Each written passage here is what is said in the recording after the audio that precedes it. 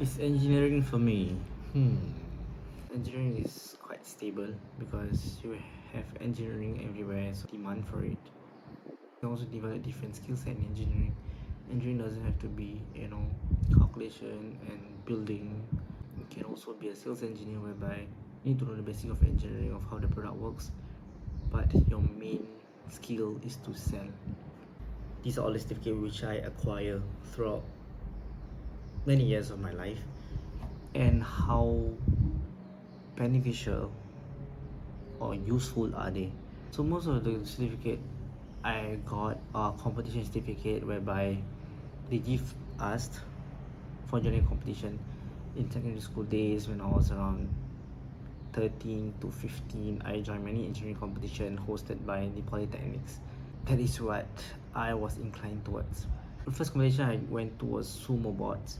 Sumo bots require us to use the NXT Lego system whereby we create a robot which pushes another robot until it goes out the circle. It was really a fun project. NXT in NXT I learned about block programming.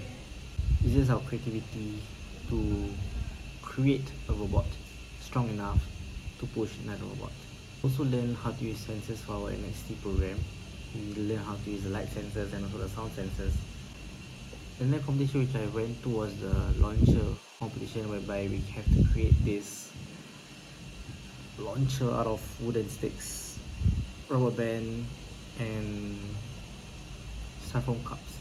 This taught us, building skills and how to have a stable launcher, and at the same time also how to have a fixed force whereby the projectile, which is a ball, can reaches its target.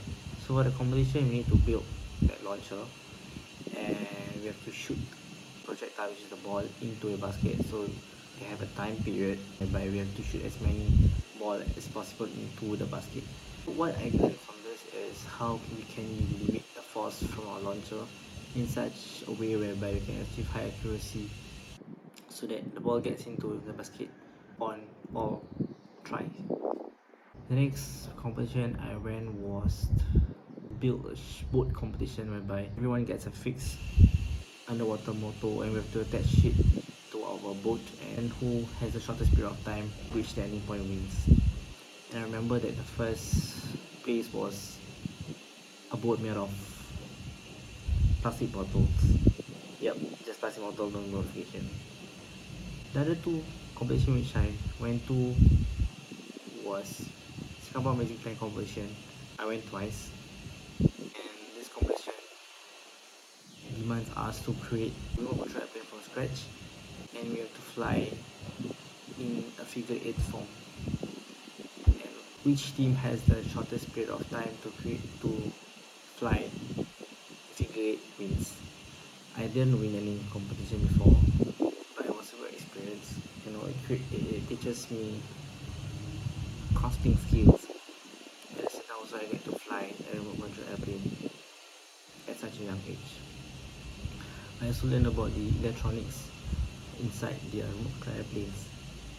Mainly, we have the motors in front, we have the servos which control the aircraft control surfaces like the aileron, the elevator, and also the rudder. And then we have the electronic speed controller which controls the motor. We have the receiver which connects all these components together, and it can be controlled by the transmitter, which is the remote control transmitter.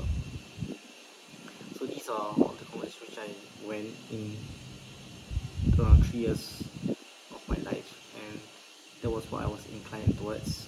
I just followed my heart and I just let it run its course.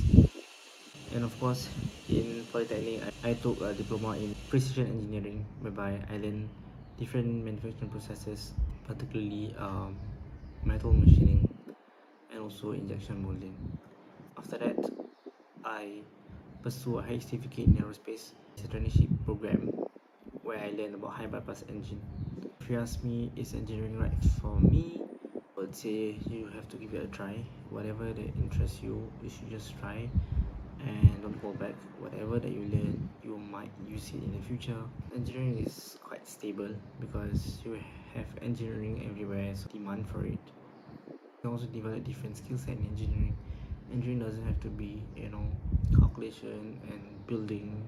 You can also be a sales engineer whereby you need to know the basic of engineering of how the product works, but your main skill is to sell. You can also have a project management skills by being the engineering firm, whereby you are good at managing projects, managing people, managing client, and putting everything in the correct timeline.